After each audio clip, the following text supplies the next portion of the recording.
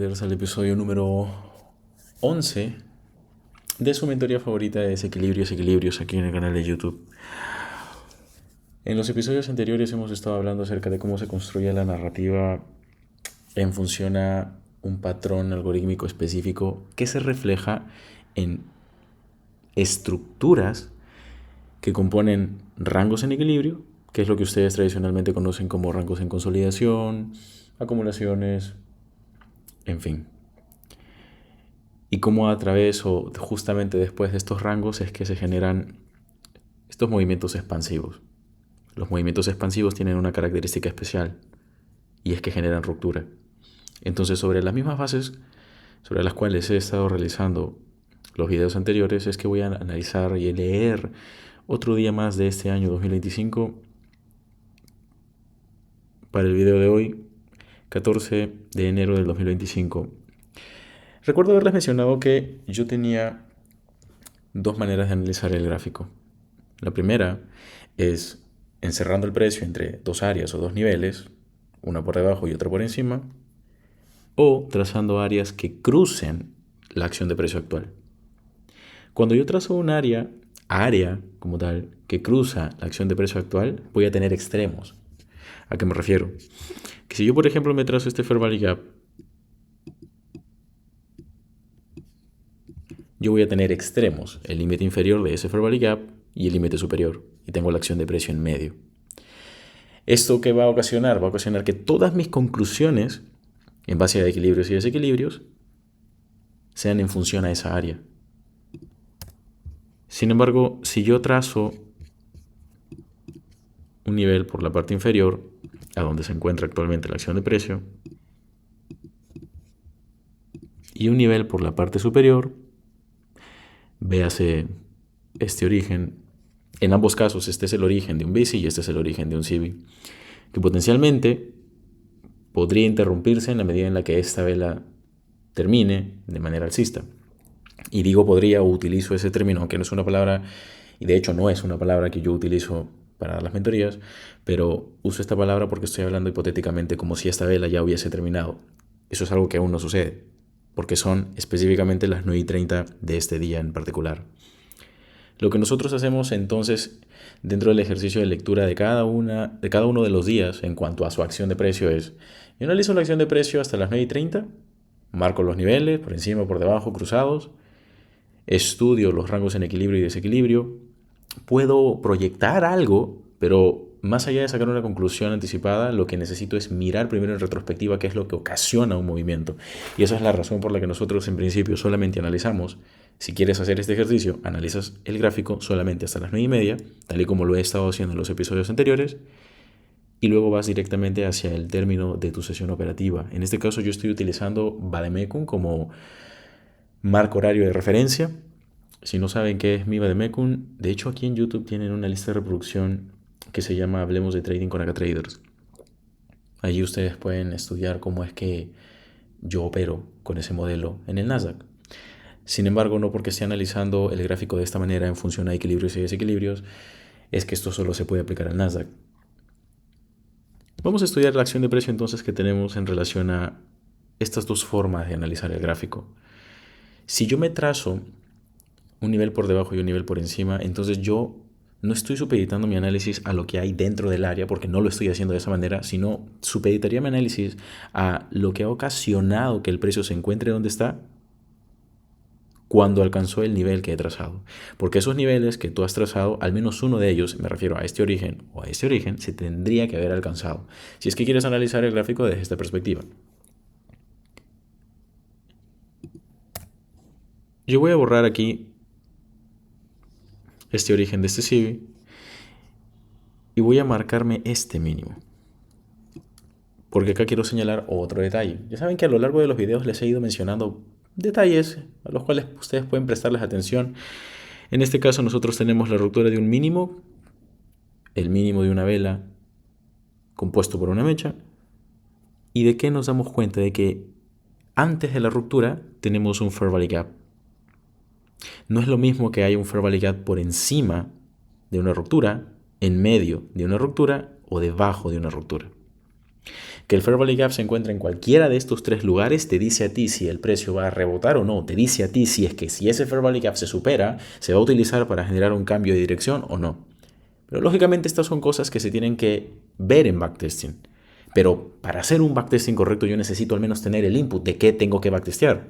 Entonces, solamente con esta primera parte de este episodio 11, lo que estoy haciendo es proporcionarte a ti un input puntual de qué es lo que debes backtestear. Backtestear escenarios de ruptura de máximos o mínimos que tengan Fair Value Gaps antes de la ruptura. Porque eso es algo que tenemos aquí. Cuando nosotros tenemos un desequilibrio, en este caso en forma de Fair Value Gap antes de una ruptura, si el precio se introduce en él, ese desequilibrio es propenso a cubrirse. Es propenso a cubrirse. Pero como ese desequilibrio está dentro de un rango en donde en teoría y en términos estructurales existe entrega de precios en ambas direcciones, se puede decir entonces que también es un rango en equilibrio. Buy side delivery, desde este mínimo hasta este máximo. Sell side delivery, desde este máximo hasta este mínimo. Eso quiere decir que el rango está equilibrado. Entonces esa es la razón por la que si este Fair Value Gap se supera, ese mismo Fair Value Gap va a servir para impulsar el precio hacia los extremos del rango previamente equilibrado. Y cuando hablo de rango previamente equilibrado me refiero hacia este movimiento alcista. Un rango está compuesto por un máximo o por un mínimo. Un área es, por ejemplo, un Fair Value Gap. Un área está compuesta de extremos, que no necesariamente son máximos o mínimos visualmente estructurales, o máximos o mínimos que tú puedas señalar en el gráfico y decirme, eso es un swing low, eso es un swing high. Esa es la diferencia entre áreas y rangos para que de ahora en adelante ustedes distingan cuando haga yo referencia a cualquiera de los dos términos. Entonces, si yo quiero analizar la acción de precio o qué es lo que sucede en el Fair Value Gap, porque repito, esta mentoría está basada en cómo el precio se mueve en el espacio gráfico a partir de áreas que yo me trace, niveles que se crucen. ¿Y qué es lo que tiene que pasar para que se mueva en determinada dirección? Porque mientras tú sepas qué es lo que tiene que pasar para que se mueva en determinada dirección, entonces vas a estar mejor preparado, preparada para aceptar una pérdida. Voy a trazarme entonces este Fair Value Gap en temporalidad diaria. Y voy a irme a una hora. Vamos a estudiar entonces la acción de precio que tenemos hasta este momento. Si se han dado cuenta, he borrado todos los dibujos que tenía en los videos anteriores, porque voy a comenzar de nuevo, ¿vale? Si bien es cierto, es importante tener un contexto previo, es importante, si yo empecé a analizar el gráfico hace 4 semanas, es importante que yo mantenga algunos niveles, porque son contextuales. Bien, mencionaba en el episodio anterior que, o de hecho hace 2 episodios, mencionaba que cuando no veo desequilibrios abiertos dentro del gráfico o veo que el precio me está formando desequilibrios pero está constantemente cubriéndolos y está formándome una dirección, un movimiento en determinada dirección compuesto de solamente equilibrio, la prioridad radica en la estructura. Y eso es efectivamente lo que aquí sucede. Tenemos ruptura de máximo con la mecha de esta vela que es o forma parte de un movimiento alcista, ruptura de máximo, ruptura de mínimo y tenemos continuación del movimiento bajista. Desde este mínimo hasta este máximo no existe ningún desequilibrio abierto. Voy a trazar esto nuevamente. Ya se los había mencionado en un video anterior, de hecho. No existe ningún desequilibrio abierto. Conforme se fueron creando, porque por ejemplo acá tienes un Fair Value Gap, se fueron cubriendo. Eventualmente tenemos una ruptura, tenemos un alcance hacia el nivel diario que me había marcado acá, que de hecho es el origen, no, es un mínimo roto. Tengo el alcance hacia ese mínimo. Desequilibrio abierto, origen aquí, en el mínimo de esta vela. También había mencionado que conforme iba avanzando o fuera avanzando en los episodios, les iba a enseñar cómo trazar los desequilibrios tal y como yo los enseño en mi mentoría de entrega de precio. Tengo origen del desequilibrio, se interrumpe el movimiento, el desequilibrio a su vez, el precio ingresa, sale de allí, no se alcanzó el origen. Entonces aquí hay un detalle. Yo necesito ver qué es lo que tiene que pasar para que el precio tome determinada dirección. Primero, si yo quiero anticipar desde este máximo hasta este mínimo una contracción más profunda, entonces en el video anterior les había mencionado que lo que quería mirar era que superara esta apertura.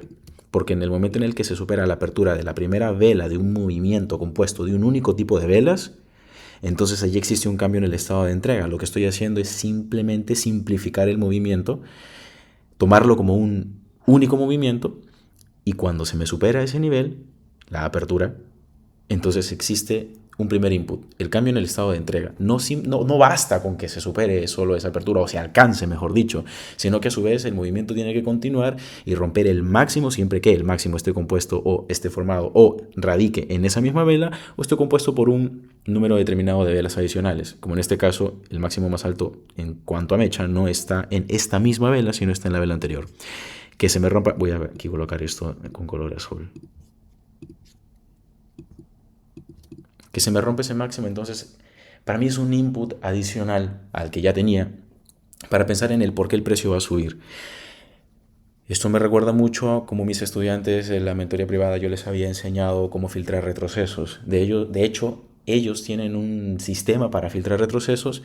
Lo que estoy haciendo aquí con esta información es complementar lo que yo ya les había entregado a ellos, pero ustedes no necesitan esa información. Ustedes simple y sencillamente con acercarse a cualquier temporalidad y mirar un movimiento con un único tipo de velas y la superación de la apertura de la primera vela, independientemente de la temporalidad, repito, superación de la apertura de la primera vela que compone ese movimiento, existe un cambio en el estado de entrega y pueden anticipar que el precio contraiga más, pero en función al cómo. Esto es algo que también expliqué en el video anterior. Como tengo la superación de la apertura y la ruptura del máximo, ¿qué hay por encima y cómo se supera? Por encima tengo un desequilibrio abierto, voy a acercarme para poder filtrar allí mejor la naturaleza de las velas. Tengo acá una vela alcista. Esta vela alcista compone una interrupción en el movimiento bajista, es por lo tanto un rango en equilibrio también. Eso quiere decir que de aquí hasta aquí hay buy side delivery y desde este máximo hasta este mínimo hay sell side delivery. Eso es un rango en equilibrio. Ahora, fíjense que yo les había mencionado que los rangos en equilibrio constituyen barreras. Los rangos en equilibrio generan o tienen prioridad de reacción. Esa es la razón por la que cuando tenemos a la acción de precio por debajo de ese rango en equilibrio, que muy pocas personas le prestarían atención, tenemos un retorno en estas mismas velas y el precio tiende a reaccionar. ¿En dónde tiende a reaccionar? Fíjense en lo que yo les había mencionado. Cuando tenemos un rango en equilibrio, la importancia en cuanto a los cuerpos de las velas radica en que si el precio va a bajar, los cuerpos de las velas se ubiquen o cierren, digamos, teniendo en cuenta los cierres de las velas, se ubiquen en el cuadrante inferior si el precio va a bajar. El mean threshold, es decir, el umbral medio, el 50% de estos rangos en equilibrio, sí, se puede superar ligeramente, pero los cuerpos de las velas tienen que estar en el cuadrante inferior para darle un sentido.